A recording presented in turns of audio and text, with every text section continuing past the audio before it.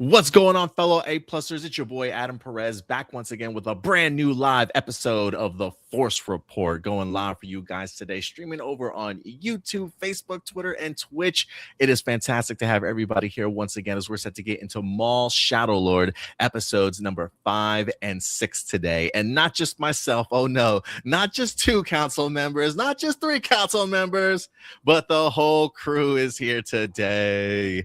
What's going on, everybody? Welcome to the Force Report. How's everybody doing? We got Stuart in the house today joining us for the first time. Will is with us today. And of course, none other than Crystal Kyber joining us. It's so good to see everybody here today. Group hug. I missed you all. I missed you all. Our first official episode. Yeah.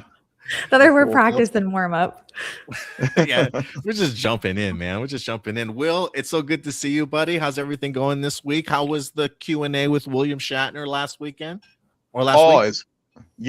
It's great to be back. And sorry, I was a few minutes late getting on. My gear was acting funny, but last week was amazing. So did get to see the GOAT, William Shatner. We had it was William Shatner live, and so the first half of the show was a screening of Star Trek II: The Wrath of Khan, and so for folks who, I've only seen the film I think twice on the big, well, maybe 3. Well, as an adult, let me say it that way. As an adult, I've only seen it twice on the big screen. Once was I think the 40th anniversary back in 2022. And then this past week, and it was the director's cut this past week. So, which for anyone who's seen the director's cut on DVD, just seeing it on big screen, and it was amazing. And the cool thing about it too is, how different points in your life, how movies like impact you differently. So, there was 9-year-old Will watching the screen as I was watching the screening last week. But then there's now 52-year-old Will sitting there watching it, and it just hits different. And so it was the Gen X in me was strong that night. But That's awesome, it was great. And then Shatner, if I'm blessed to live to be 95 like him, and he was with it. He was talking about his experiences going into space and just things that happen on the set and just things in his life and projects he's got going on. And it was just, and of course there are a few questions from there were quite pre-questions from the audience. And so of course folks asked him about Artemis, and he had a very roundabout way of getting to this as far as how he felt about Artemis and explorers and all that kind of stuff. So it was a really, really fun experience. I'm glad I got to do it. That's really cool, man. Yeah, that's pretty badass. That's awesome. What did he Stuart, say about Artemis? What did he say about Artemis? Oh, well, again, it was like he just went on a yarn for like about 10 minutes and just talking about like the explorers who went to Antarctica, and it was just at the core where he was getting at. Once he finally got around to it, he was just like that human innate ability and the human desire to learn new things and to explore new things, and taking that risk and knowing that the danger is there, but it's just baked into some people's DNA that even if the risk is there, they're willing to just jump off and do it. So that was sort of the crux of his talk. But yeah, he went for after the screening and intermission, I think his presentation started at I guess 10 till 10, and he went straight talking for about an hour and a half, just walking around stage. Every time he got close to the edge of the stage, I was like, oh, please no. But where's his handler? His handler, come get him. Yeah. No, but he was with it, and it's just cool. Amazing. Like I said, just to be at that age and just to have the stamina, 11 o'clock at night, I'm fading, and he's just rocking and rolling, so it's pretty cool. That's cool, man. I'm really glad to hear that. Thanks for sharing that, Will. I know this is a Star Wars show, but we're all Star fans of some kind around here, so it works, Yeah. Oh yeah. Stuart, we've missed you over the past 2 weeks, buddy. You know, we've been talking Maul, Shadow Lord, and in the back of our heads, we're like, we would love to know what Stuart thinks. So it's good to have you back, buddy. We missed you, man. Yeah, I'm so glad to be back on. Yeah, unfortunately, I wasn't able to get consistent Wednesdays off, but when I am able to get a Wednesday off, I am definitely going to be on the show. Fantastic, man. Yeah, I think I don't know if we'll see if Wednesday continues to be the day, or if we switch things around a little bit as we go forward. At least we're doing Wednesdays for Maul Shadow Lord, so we got one more week, believe it or not, of the show here. It's been a fun 3 weeks so far. Crystal, it's good to see you. I see you've been making your rounds. I've been trying to retweet stuff whenever I see you doing like clips and videos and stuff over on other people's YouTube channel. How are you liking the exposure, man? How's the fame treating you? Oh my God, I'm dead. Well, I'm definitely flexing my makeup skills because I'm trying to do more looks. I filmed 2 podcasts in one day and I was like, I need a makeup change. That's dope. But also it was like not getting confusing, but I was like, man, I'm just saying the same thing in every episode. And I'm like trying to like bring new perspectives or like whatever you and I talk about. I'm like, oh, that's a good point. Like, how can I like think about that? And like, you know, like try to make it different than me just being like Maul good. You know what I mean? So it's been fun, but yeah, thanks for supporting me. Hey, anytime. We do have a couple of announcements. We talked about this, I think, Stuart and I on Hero Report, but I believe might have to double check this. I want to say it's May 4th, but maybe they are doing it May 5th or 6th. Star Wars Celebration tickets are going on sale. Maybe it's a little bit later than May 5th. I can't look that up for me, Stuart, if you can. May 6th. When it's May 6th when the tickets go on sale. So go ahead, guys. If you haven't had the opportunity to, if you need to crack open your piggy bank, those 3-day passes, 4-day passes might go relatively quickly. I'm not sure how they usually do it. If it's like you got to get there at a certain time, be in like a waiting room or something like that, and maybe thrust you in for the opportunity to kind of get tickets. But if you do want to go to Star Wars Celebration, it's going to be in Los Angeles, I believe April 4th, 2027. If I believe that's the correct date. But check that out. And then also one other announcement, because we are getting towards May 4th here also. We got a special Mandalorian and Grogu IMAX special look event. Yeah, you got your tickets? Nice. Yeah, right before. Yeah. I will go ahead and pull up I did find all the cities. So look for your state, look for your city, anything certainly near you. It's supposed to be like exclusive behind the scenes or like never before seen footage from the Mandalorian and Grogu. I think they might be doing like a 20 to 30 minute showing of the movie itself.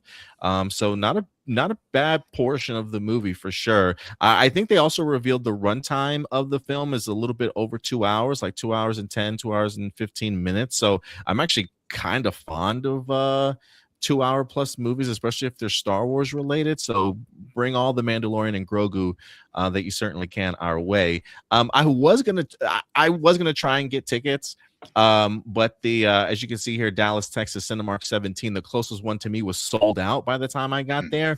They do have AMC North Park 15, but that's like 45 minutes away, and I don't feel like driving that far, but maybe for the Mandalorian and Grogu it'll be worth it. I might just take off that whole entire day also international people, if you're international anywhere, you get the opportunity. Argentina, Brazil, Mexico, Italy, Denmark, Sweden, Madrid, Valencia, Barcelona, where else we got? Norway, Finland, Australia, Hong Kong, Japan, Korea. So a ton of places, guys. China, you name it. But yeah, those are all the cities and states and countries the IMAX special look event's going to be taking place Monday 4th. Tickets are on sale over on Fandango, I believe. Go ahead and pick them up. And then if you happen to miss the roll call of cities and states, just rewind the episode. Yeah. So whenever, like I said, I saw that right before. Maybe that's why I was having all the tech issues. But so there are two here in North Carolina, one in Charlotte and one in Durham where I live. And the one in Charlotte was already like booked. So basically you just you go to the link that Fandango has, and it's a first come first serve RSVP. And then the closer it gets to the event, they'll I guess hand out passes to the screener. So, and you'll see on there too. They'll have they definitely like overbook. So, yeah, they do. Yes, yeah. So, so if you're lucky enough to you see it in near your town, jump on it, because like I said, Charlotte's already the one they have in Charlotte's already full, but the one here in Durham was still available, so I was able to get 2 tickets for that. Yeah, whenever they do a special event, I think they said it starts at 7 here, but to get there at least by 6. I would even say get there by like 4:30, honestly. Because some of the places that I've tried to do for special screens, sometimes, especially if it's a big movie, I mean, lines out the wazoo, especially if it's just because you get an RSV pass, it's very much first come, first serve. So just keep that in mind, y'all. But yeah, Crystal, you were saying you were looking for something to do May 4th. Boom, there you go. I'm like, I don't know if I want to go and watch it, because like they're going to show, I think, the first 25 minutes of the movie as well. And I don't want that. I just want to watch the whole thing. People have been like, people have been posting like clips and spoilers on Twitter. And I'm just like, yep. I don't see it. I don't see anything. I don't want to know. I don't want, stop tagging me. Did they screen the first 20 some minutes or so at CinemaCon? I can't remember. After a while, all the CinemaCon stuff was just kind of, blowing, it was just so much. Yeah, they certainly might have. But yeah, I did see they dropped a clip today, and I was like, scroll. I was like, no way. I refuse. Yeah. Right. I want to watch the trailers. The whole thing. Now I want to like actually see the movie. Yeah, trailers give me enough. Exactly. We are going to do something a little bit different today. Usually around here it is ladies first, because of the fact that Crystal's our only female here on the show. But because Stuart has been gone for such a long time, I'm dying to know, Stuart, how you have what are your thoughts on the series that you've seen so far, and give us your overall thoughts on episodes 5 through 6. Let us know what you thought. So as a whole, like, I've been really enjoying the series so far. One big thing is I do like how the story is really taking its time with itself, with unraveling everything. I think when I saw the premise for the show and how it was about Maul like finding a new apprentice, I think one thing that was kind of worrying me is it seemed like it was going to happen way too fast. Like he was going to convince her a little bit too conveniently. But then like kind of like seeing the way the show is played out, I do like that even now we still haven't gotten to the point of her being Maul's new apprentice yet.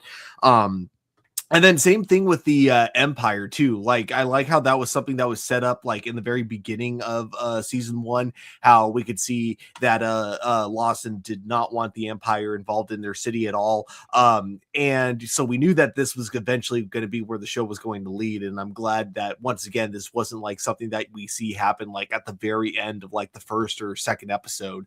Again, show taking its time in a good way, but never feeling like it drags, never feeling boring while doing so. And these most recent 2 episodes, I am sorry, I'm just trying to remember which was which. The problem with watching 2 episodes back to back is that I often kind of forget which happens in which episode. They tend to blend together sometimes. Yeah, exactly. But yeah, looking at the photo, I'm getting my refresher. So yeah, I do like the kind of slow buildup with the Empire of them arriving, and they're still being like Two Boots specifically, I think, is the funniest. Him thinking that this is all for the best, that this is all the Empire, they're there to help us, no other reason. And we can already just see like from their interrogation scenes alone that it's not about helping at all. It's about just capturing Maul. And then since they're there, of course they're gonna take full jurisdiction on the planet. I really like that kind of side to it. And I also like the side of and I imagine this being like the thing that's like really stressing Lawson out, is the side of like his ex-wife working for the Empire, and they're him clearly not wanting to like basically badmouth the mother to his son, of course, but also wanting to try to keep his son away from the Empire at all cost. And I like how we see that coming like, you know, even getting more ramped up in this episode when we get the call from you know, the mom telling the son to basically cooperate with the Empire, and you know, everything will just work out fine, even though of course you know, tons and tons of Star Wars media from beforehand will tell us otherwise. So overall, you know, just I'm really enjoying this animation. I gotta say, you know, so it's the art style that's been introduced to us since like 2008. I love just looking at how much it's just improved over the years. Like I remember like they took a little detour when it came to Star Wars Rebels and then Star Wars Resistance, but I am glad that they eventually like went back to this art style, and it's become kind of the more definitive art style that we see when it comes to like canonical Star Wars animation. And I'm really enjoying just seeing how much it evolves over time. Like, even though it's the same art style, the animation clearly improves, the textures get more detailed, the backgrounds, like the style of backgrounds that they use are kind of changing. Like I noticed that they're using a lot more painted backgrounds and they look absolutely gorgeous. Same with the lighting and just the overall like stunt choreography when it comes to the lightsaber battles. Yeah, you know, I'm glad you brought up the slow burn of the series, because there are times I have to remind myself that this isn't like a limited series event. You know, it's not like we're just gonna get 8 episodes and that is gonna wrap up the story. I literally have to remind myself, like, oh, there, you know, there's also gonna be a second season. So as this Devon story plays out, I do ask myself, is it going to happen this episode? Is it going to happen this episode? And the fact that they continue to draw it out and really make it worth it, in the sense that they're really putting in the work to show, make the transition, I think, believable. And it does make me wonder, will it even happen at the end of the season? Or is that something that maybe they'll leave for season 2, you know? But just the idea of there being an option and a slow burn behind the storytelling, I think is really, really paid off for the season for sure. So I totally agree, Stu. Crystal, let's go to you. What did you think about episodes 5 and 6 as a whole? Let us know your thoughts. Okay, so I had a lot of similar sentiments to Stuart. Like, for example, I love the choreography, the fight choreography, and the fight scenes in episode 6. I thought it was really cool to see Merrick versus everyone, like Merrick versus Yeah. Docky. Yeah, Merrick versus Devin versus Maul versus Devin and Maul. I thought that was a really great way to kind of show how good Maul is. Because if we just see Maul the whole time fighting the enemy, like, it's going to be kind of like normalized to us, but seeing him fight like a Jedi Master and also a Padawan, like, you really get like a point of reference for how good Maul is. I also loved seeing Devin and Maul fight together. I thought that was really cool. I want more of them dope. together. I really liked how menacing and how evil the Empire is. I think sometimes like the Empire can be like a joke in Star Wars. And so I really appreciate when it's like, oh yeah, I forgot these are like the really bad guys. And so I appreciate them like really showing us how much they suck. And there's something about the Empire that feels like very Star Warsy to me. Like when I think of Rebels and Andor, it feels very Star Wars, you know, because we have our original trilogy, and that is like my baseline for Star Wars.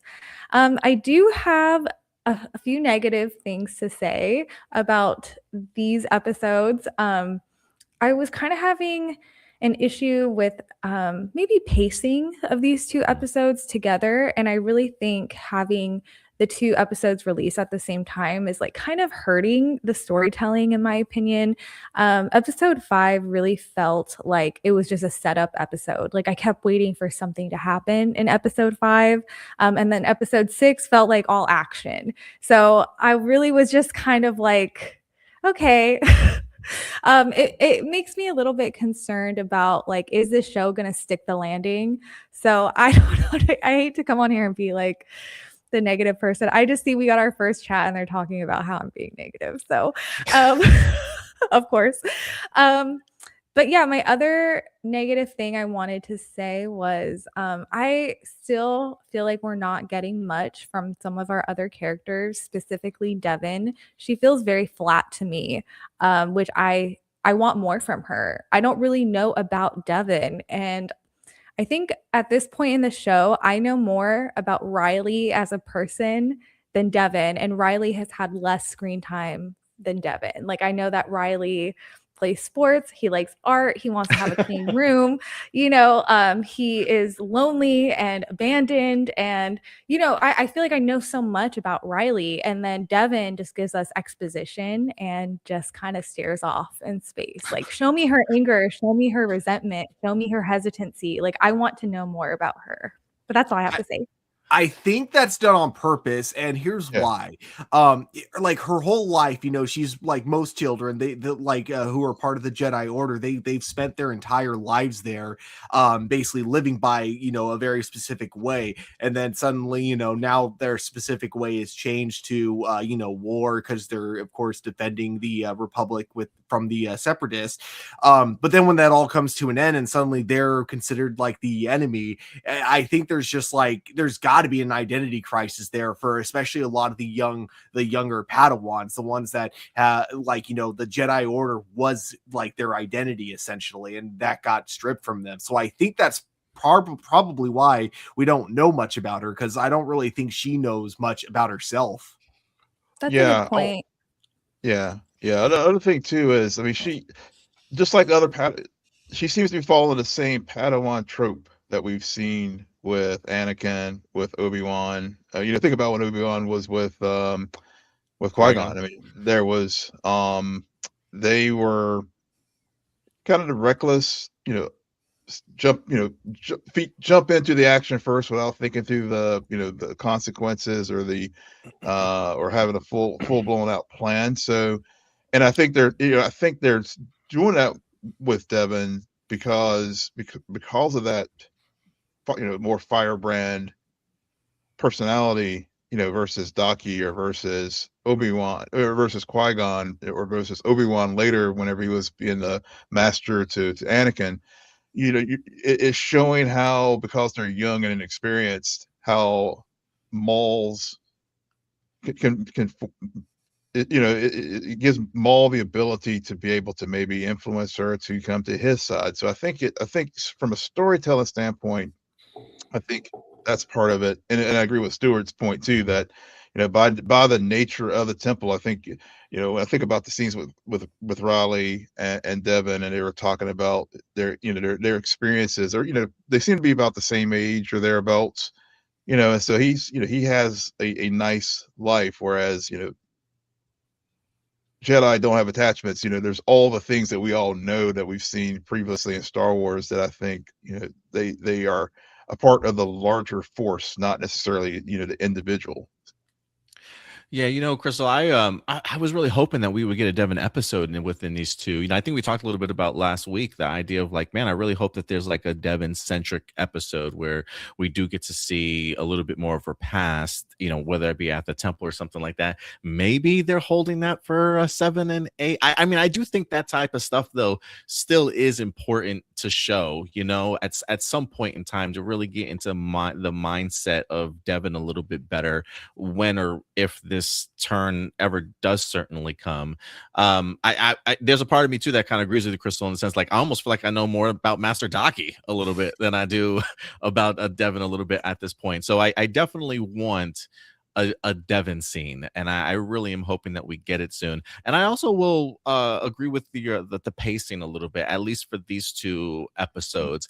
But I would say I like the idea of the 2 episodes dropping at one time, because of the fact that even though episode 5 was kind of very much the slower paced episode that was the build up to lead into episode 6, I mean, imagine if that was just a weekly episode. Like, we would be so devastated that that's what they gave us, right? And I would be so upset once again that they just had a flat ending of episode 5. Like, come on, you did it again to me, guys. So to me, it works as a 2-week episode thing, just because it almost feels like it provides a little bit of a safety net if there is kind of like a weaker episode. You know what I mean? Mhm. What That's a about good point. what about you, Will? I want to Yeah. dive into your thoughts on episodes 5 and 6. How are you feeling about them?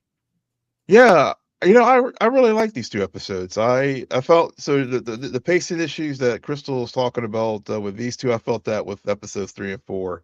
But, with because actually, I was thinking of Crystal's our conversation, with 1 and 2, how I feel like each week the series gets stronger. And so for me, I felt that momentum this week with these 2 episodes where I felt things were progressing to a place where like, okay, now things are happening. Of course, we do get the Empire show up, which of course, we have again, this is very shortly after Clone Wars, and of course, we know the Empire is still utilizing the private security forces throughout the galaxy to maintain order in the outer planets. And so, to Crystal's point, I agree. We are getting a more, and I will say, particularly with in this animated series, an empire that we saw that was very reminiscent of what we saw in the live action with Andor, as far as being menacing and being that threat, and the lieutenant who is there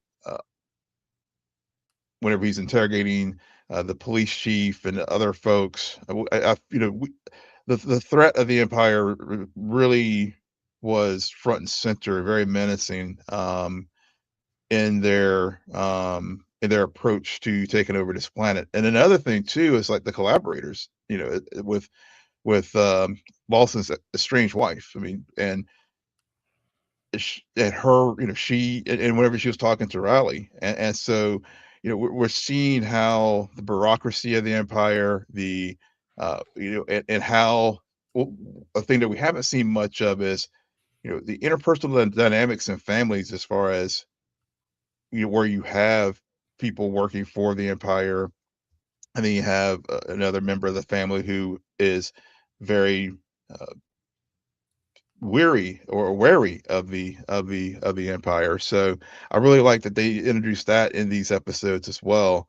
Um, the other thing too is, I think with with respect to the characters overall, I think they've done enough to make me invested in these 2 episodes, with all the characters, Lawson, Devon, Riley, Docky.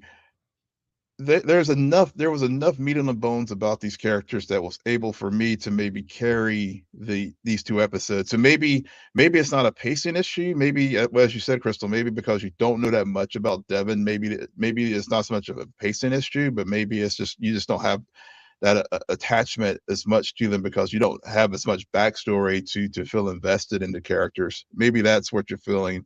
But I'm not trying to put words in your mouth, but that's what it is. Same with you, Adam. Um, Yeah, totally.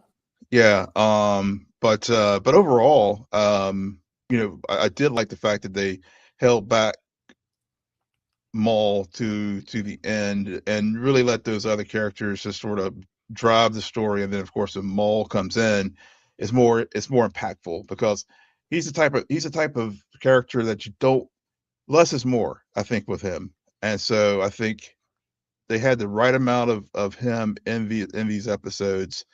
That yes, it is a series, but let's let these other characters take up some of the oxygen in the room and share their stories, so that when Maul does come in, it'll have bigger impact. So since we don't overexpose him, and then Marek, I think, was the first time we saw that character was, in live action with Ahsoka.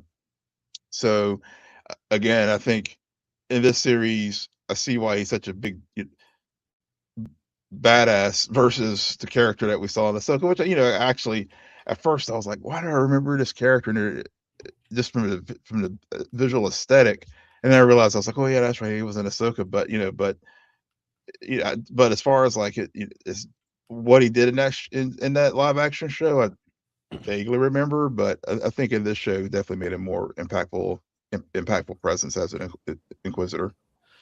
I am so glad you brought that up. I was like, why does this dude look familiar? And where have I seen him before? I wasn't sure if this was his first appearance or not. But thank you for clarifying that for me in regards to him popping up in Ahsoka. Now, I definitely am planning on doing an Ahsoka a rewatch anyway sometime this year before the next season comes out. But I'm glad you brought up the American Ahsoka connection for sure.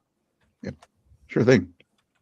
I also would agree with you too, a little bit in regards to letting other characters take up some of the oxygen in the room. I do like how you put that, because the introduction of Merrick was also a fantastic one, I thought, in here. But I think also there is something, and I think in the regards of like, because there are some characters that we don't know too much about already, maybe when there is no Maul around, some episodes feel like they can drag because maybe there's not that emotional connection or attachment to them yet.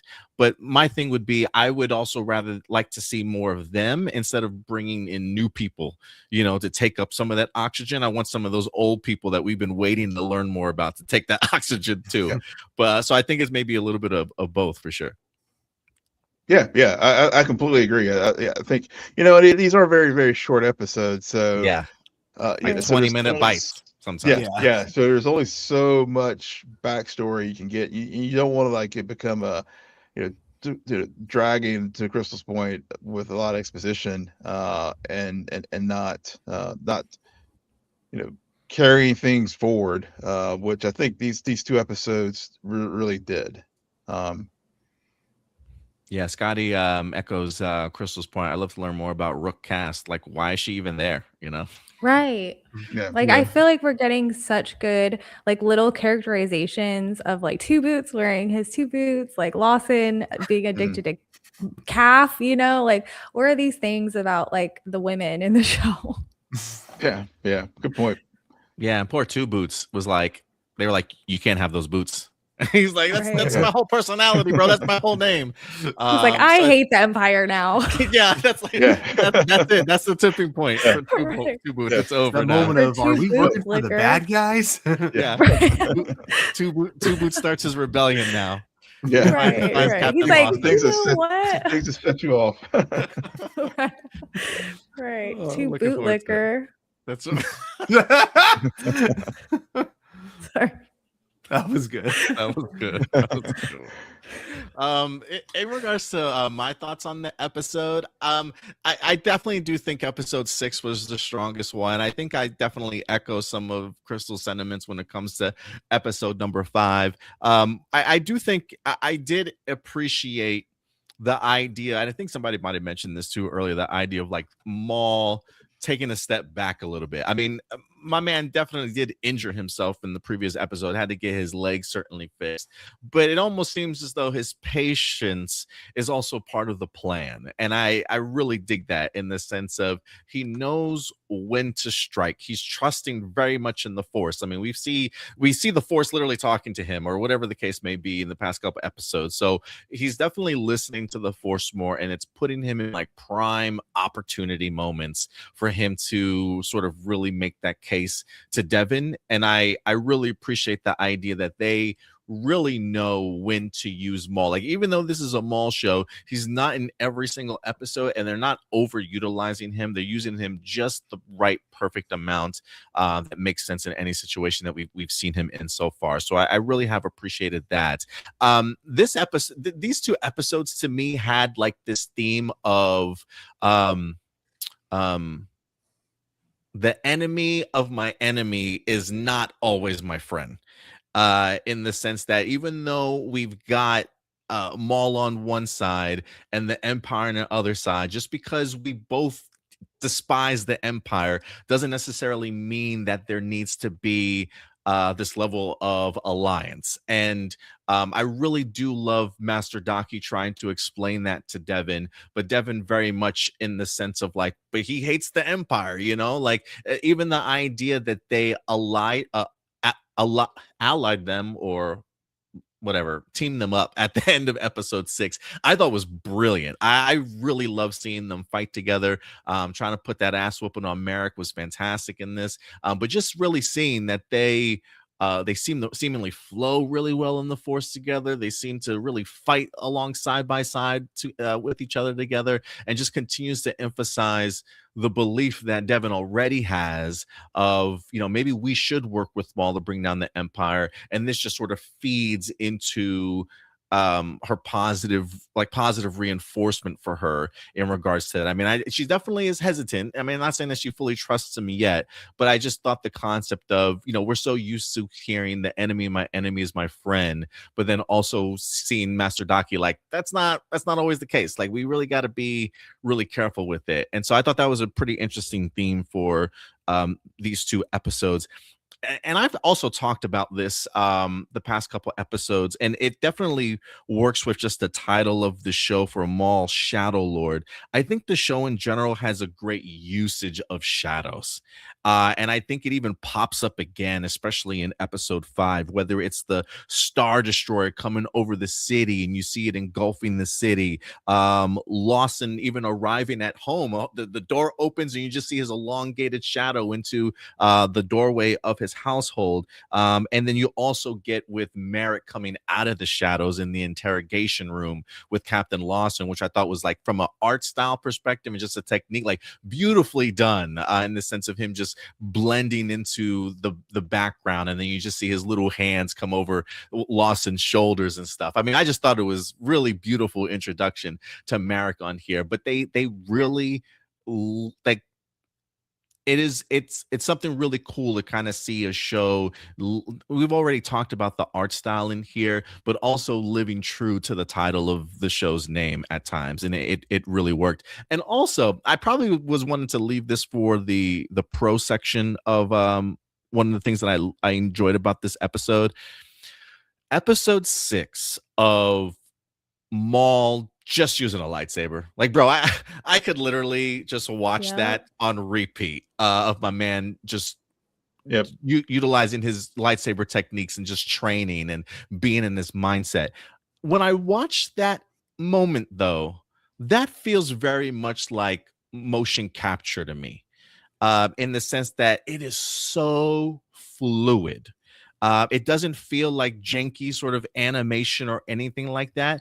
I want to look back at the credits, and I would like to find out if Ray Park might have returned to just kind of do that brief sequence, similar to what he did for was it the Clone Wars fight with Ahsoka sort of thing. There's a part of me that thinks that might have been, this moment here might have been motion capture. And I feel like if you go back and you watch it, the moment that he's done and Rook comes up behind him, I almost feel like you can actually see, like, when he opens his eyes, like a cut sequence back to sort of pure animation of the show. Maybe I'm tripping, but that it just looks so fluid and beautiful. It really kind of put things over the top for me, especially with the great choreography. And I will even echo Crystal's sentiments about the idea of seeing, like, the different pairings that we wind up having in here, whether it was Merrick facing off against Daki and Devin, or Devin versus Merrick, or Maul and Devin versus Merrick. Like, it was just some really cool lightsaber battles, and really cool, like, the building of the investigation, the discovery, and, like, attacking. I do think 5 and 6 will work well that way.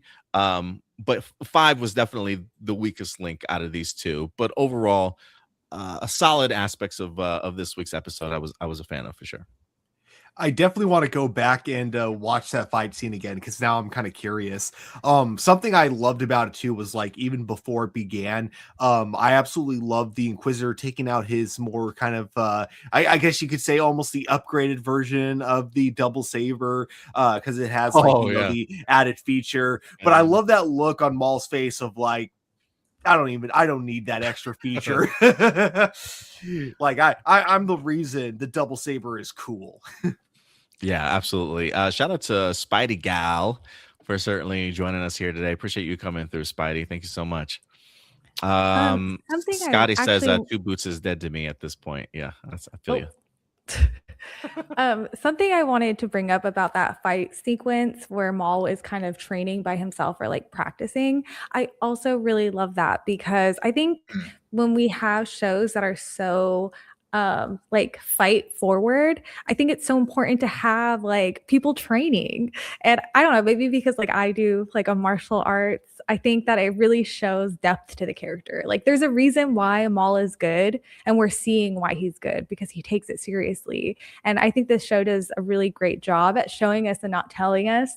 Like it like backs up the claim that Maul is big and scary, and there's a reason why the Empire fears him. So I did have some insight. You can go back and check the credits for sure. When I did go to that panel for the first 2 episodes, they were saying how the animators themselves would like go to like one of the rooms at Lucasfilm and like film themselves like doing back kicks and spins and like doing like these martial arts moves so they can animate it later. And if it was mocap, they probably used old footage. I really don't think that they are keen to involve the original Maul, Ray Park. Like, I don't know if you guys know about Ray Park. I don't know what he's been up to lately. I don't think they want to associate with him at all. No, okay. It has been a minute since the Clone Wars season 7 stuff. So yeah, I don't know what he's been up to recently, but yeah, maybe they got a completely new person to do Maul stuff, or like you said, maybe even film some of themselves in the back doing that kind of stuff also. Yeah. Okay, so art. Oh no, wait, never mind. This is. Okay, it's Facebook, so probably yeah, sorry. I thought this I thought the basically I googled it and it gave me an AI answer, but then I saw the link to the AI answer and it's for Facebook. So, according to a Facebook post, it is Sam Witwer doing the motion capture, which yeah, it makes sense cuz like even though he's the voice actor, he also looks like he's still in shape. So I wouldn't be surprised if that was true. Okay. Yeah. I mean, that would make sense. Did you guys see the like behind the scenes where he drew like Maul's patterns on his face? So that way when he was like recording, he could like record his lines and then they can kind of like maybe match it or like take influence for the way that his face looks while he's saying the lines. That's pretty sick. That's awesome. Oh, I like it. I like it. Yeah. I think Sam does. He like he does. He is pretty fit. So because I do martial arts at all. I can't remember. I can't remember if he does or not, but I just did a quick look. Or whenever Crystal mentioned about Ray Park, I was like, oh yeah, that So yeah, they probably would have him back. Yeah, this is a family friendly show, so just Google it, you'll see why. Yeah, I'm gonna have to look up. Don't Google it. Well, I didn't see it. I just saw the story about what happened, but on his Insta. But anyway. But hey, man, if that's Sam Witwer doing that motion capture, that's badass, dude. It looked great. It looked seamless to me. I was like, that's way too fluid for animation, dude. So that's cool. I appreciate you finding that out for us, Stuart. Again, that was an AI Facebook answer, so may not be real. AI answer. All right, we'll definitely look it up for sure. But yeah, overall, I thought these 2 episodes were, the first episode definitely weaker than the second one for me personally. I'm trying to look through some of my notes here. One of the things I do want to you guys talk, I think some of you guys mentioned also the Empire. Honestly, ever since Andor, I really can't stand the fucking Empire. Like the Empire just hits a little bit too close to home, even more than normal these days. I mean, anytime that I see them like hassling somebody for their papers and identification, I'm just like, fuck these guys. Yeah, that like I just, that was one thing. As far as I think that's why I didn't get into in depth, but that was one of the best examples you just gave there, Adam. As far as them, show me your papers. We're seeing, just like Crystal's point. I mean, by the time we got to Return of the Jedi, the Empire was kind of these bumbling. The gang can't literally they can't shoot straight. Here we're they're these blasters are like, I guess at that point they're still the Empire is still relatively young, but yeah, just checking people at the station.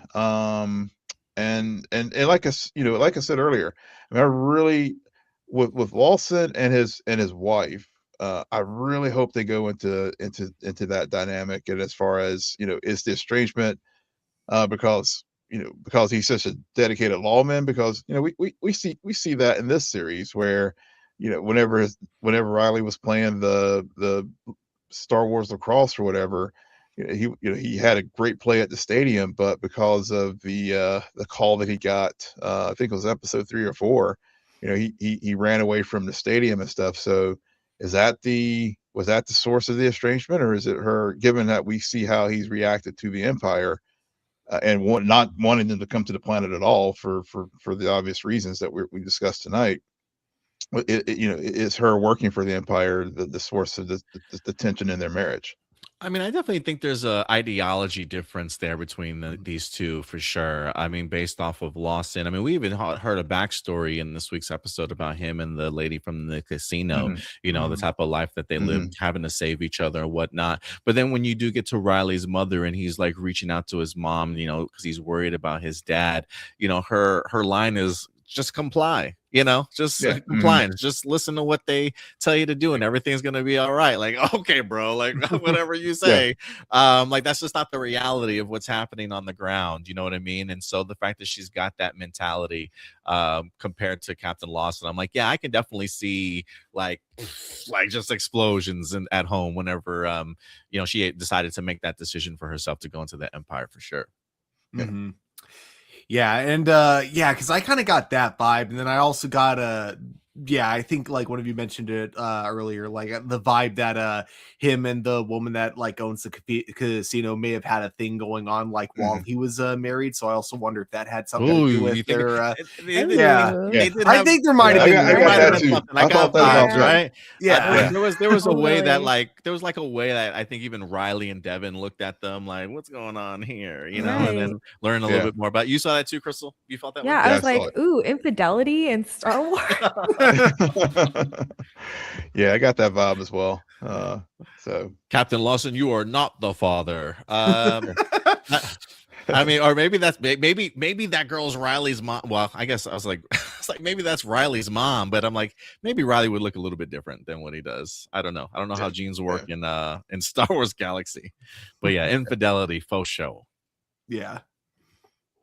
Let's see here. What else we got? Was anybody else disappointed about episodes 5 ending, or was it just me? Was I the only one that was disappointed?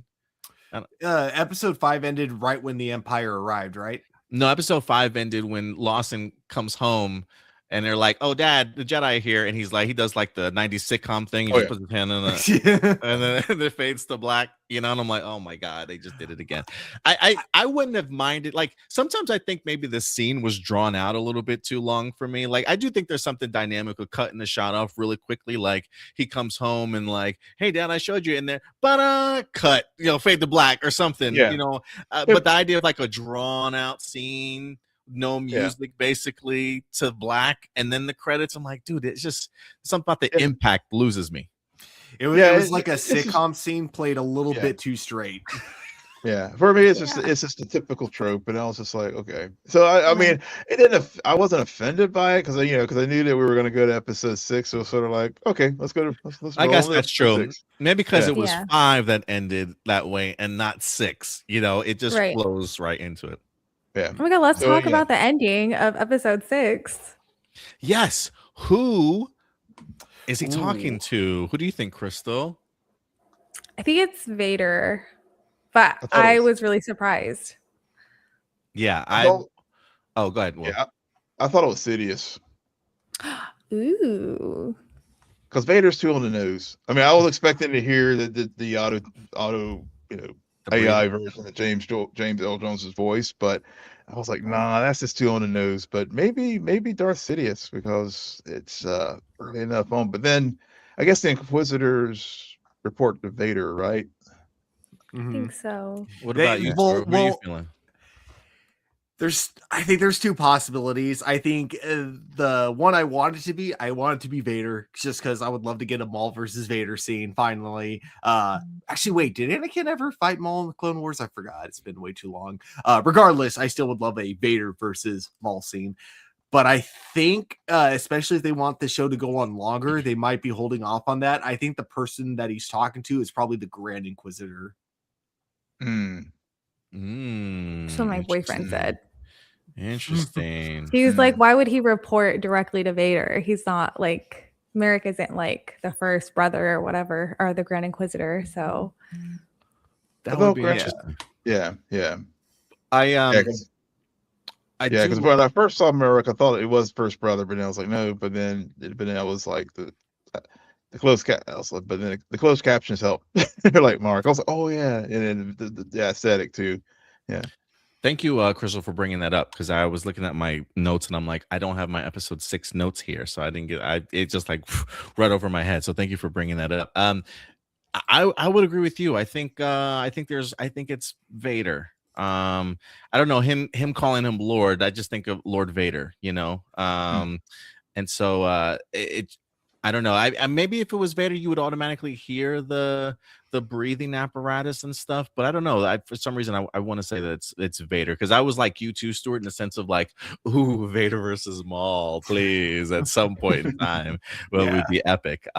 But yeah, that's why I think it is, Chris. I agree with you. But I don't think the Grand Inquisitor is a bad choice. I think that's actually a pretty clever, clever one if that pops up that way. I think it works if you want this to go on like kind of for multiple seasons, to build up to the Maul versus Vader. I am kind of curious as to how many seasons we'll get. Shout out to Kiki and Luca. The entire gang is back together. She said, I'm gonna stop watching now because I haven't seen the episodes yet. But yeah, join us whenever you do, Kiki and Luca. We appreciate you coming through. What else do you guys want to talk about? What else did I miss from my notes? What else happened in episode 6 that you guys were big fans of? Or cons? This might be like reaching, so let me know if I'm reaching with this one. So at the end of episode 6 on the train, by the way, I love the train sequence. I thought that was so cool, right? It was so cool. There's like the thing that Maul said. He said, now you have seen the face of the true enemy. He says it to Devin, and like the train tunnel moving past him. And he's like, right. I was like, dude, that's so hypnotic. And I was like, wait, is this like kind of foreshadowing that it's like getting to Devin? Like, that's what I don't know if I'm reaching or not, but I felt like it was like hypnotic and he's like getting to her. Yeah, I thought that too. I but the composition of that the scene there was I was with you, Crystal. I mean, I just love just how the train was going out of tunnel and the whole effect. But yeah, I was like, okay, because this is the downside of when you like hear that a second season has been greenlit, because then you're like, part of me is just like, I know we're not going to get any resolution or they're going to end it on a cliffhanger where it seems that she's going to go to join Maul or something like that in episode 8. But yeah, definitely think it is starting to lay the groundwork for her to like not be so sure about what, which path to go, and possibly end up being his apprentice, especially whenever she's still having some back and forth with Daki on this whenever their whole dynamic, especially when they were just trying to find a way off the planet. Yeah, the train tunnel scene, especially just from like a color scheme point of view, it was really like really great. Like visually it looked really appealing. I was a really big fan of it. I have really been enjoying the Daki and Devin relationship. He does also clarify in these episodes too that he refers to her as his apprentice. So definitely, or his Padawan at least. So I don't know if that's just the case of because they just thrown together and that's how he feels, but the fact that he said it that way makes me believe that yes, they've been training together, like they were a pairing originally, sort of thing. At least that's what I kind of took away from it. But as far as like where the finale goes, I feel like this ends on a note similar to what you said, but like of Devin having to make a choice, whether that's it's hard for me right now to envision her turning on her master and her being the one to do the deed, if you will, or allowing Maul to be the one and hesitating, you know, type of thing. Like I think episode 8 ends with that choice of whether it's going to be her or, you know, Dockie's at the tip of Maul's lightsaber, you know, type of thing, and she's got to make a decision. I can see that being the cliffhanger for season 1. I don't know if that would piss people off or be like, but I want it now, Yeah. or if they can wait to a season 2. But I feel like that's where we might be going, because I don't Yeah. know. I just don't see Devin fully there yet, and I am Yeah. kind of curious as to how far you can go with 2 more episodes left. Yeah. But what do you guys think, though? Yeah, I agree, especially the Crystal's earlier point, with not knowing much about her.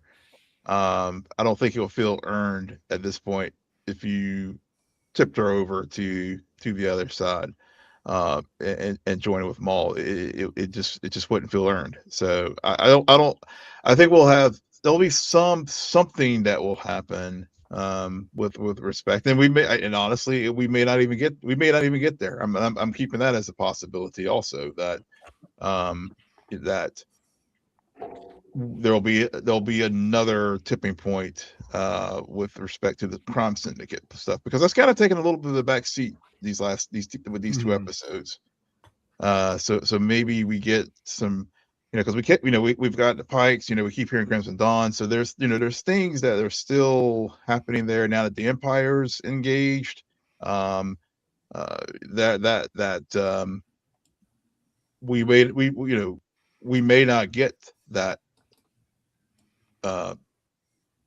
cliffhanger of Devin having to make a choice. I may be completely wrong, but at this point, I just feel like it might be a little bit rushed. I think what happens is I think Docky, because he is the Jedi master and the mentor, and these type of stories, the mentor always has to die. So I think that his days are numbered, and Maul is going to convince her that it was 100% the Empire's fault. And that's how he's going to get her to kind of come to his side, is kind of like what we've been seeing from the first several episodes, that like him really being really good at like faking empathy. I think that's what he's going to do, is be there for her when her master dies, and then being like, I know what you want, revenge on the Empire, and I can show you the way, and that kind of a thing. Yeah, going back to kind of like what you were saying, Will, because I do agree with you, Stuart. I think his days are numbered. Rude. But I was thinking maybe like what was going on with Vario. Maybe that's like foreshadowing for what it's going to be like for Devin, where Vario was kind of like, okay, well now what? Like, and Maul was like, well, you can go back to the Empire, or whatever. And so Vario was like, well, you're actually the better option.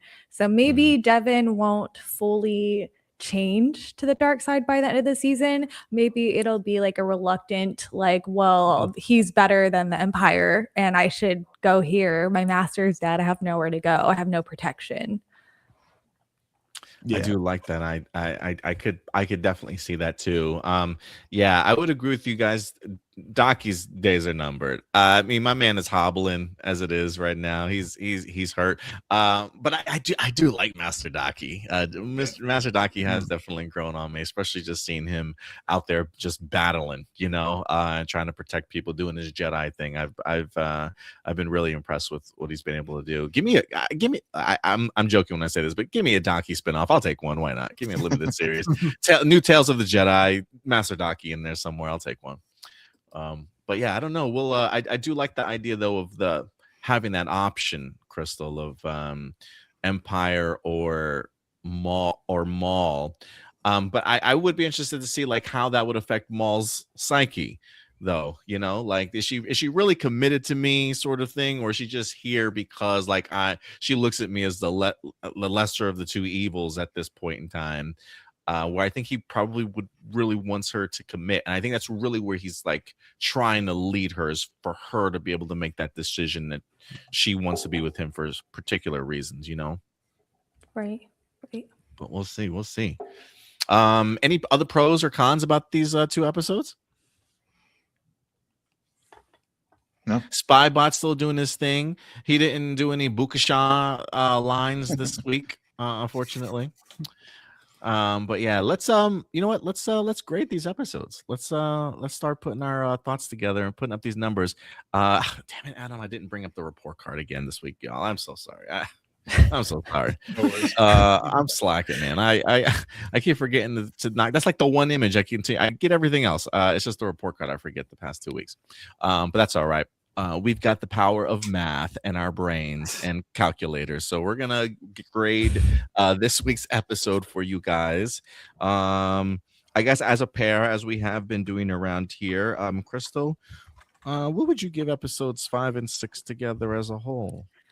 So I think I'm firmly sat at a 91. I still really like these episodes. I think my expectations for it being like an animated show and not like this amazing space drama that Andor was, I think that it's still an A. I do have issues, like I want to see more from certain characters, but overall, like sound, music, the way it looks, what we're getting of the characters, like that we are getting things of, I like. So A minus, 91. 91 for Crystal. Okay. Stuart, I will go to you. What are you gonna grade this week's episode? I think I'm gonna go with the 80. Let's go 85. Yeah, give it an 85. I think that in terms of its plot, doesn't do anything like mind blowing or anything that is a direction I wouldn't have seen coming from the Star Wars universe, not in the same way like Andor has, but it's good with what it is doing. It's doing a great job with that plot, telling a good story with it, and not to mention the way that story is told through its incredible animation, great coloring, and then just amazing voice acting like all around. I'm really into it. So yeah, I think 85 is a good grade. What about you, Will? Where do you grade it this week? Yeah, I think I'm giving a series a solid 90. I think it's doing the voice acting, the animation, the story overall. I mean, it's entertaining. I mean, I think that's the fundamental thing is, do I feel entertained watching this? Or the moment I start checking my phone or something like that, or start thinking about other It's your things, litmus and it's test. like, yeah, and is it keeping my attention? And the series is, and so yeah, so I think it's a solid A minus. Nice. I'm gonna go with Stuart on this one. I think I'm gonna give it an 85 also this week.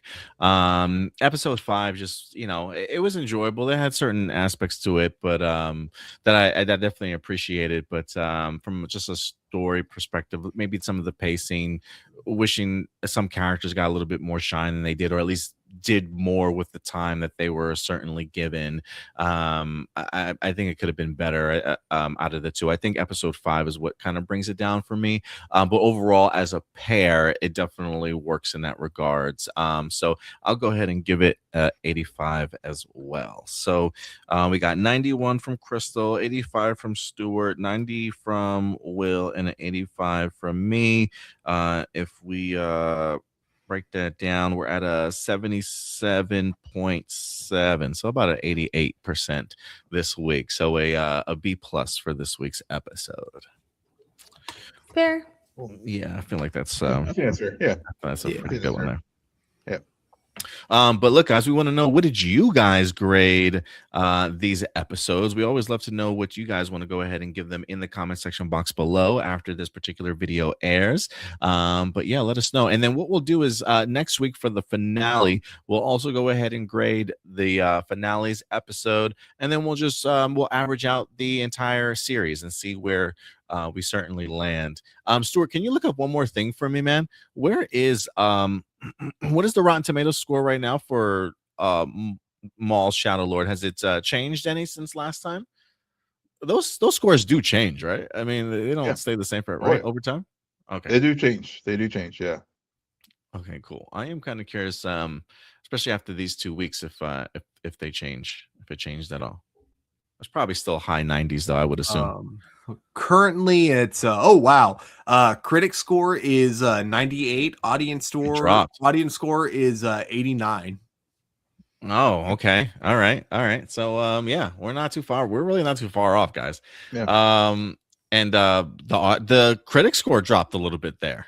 It was like 100% last week. Wow. After 4 episodes in. So yeah, nothing devastating. Oh my god, cancel the show. Yeah. Cancel At the show. 98, unacceptable. Yeah. That sounds like Cancel what's the show already. Oh, it's Yeah. another acolyte. But no, we'll definitely. Speaking of Damn. acolyte, I saw where it's like in the top 10 as far as Disney Plus. Crazy. Yeah. It's Yeah, like, the okay. acolyte's like, damn, throwing punches at me. I'm not even part of this conversation.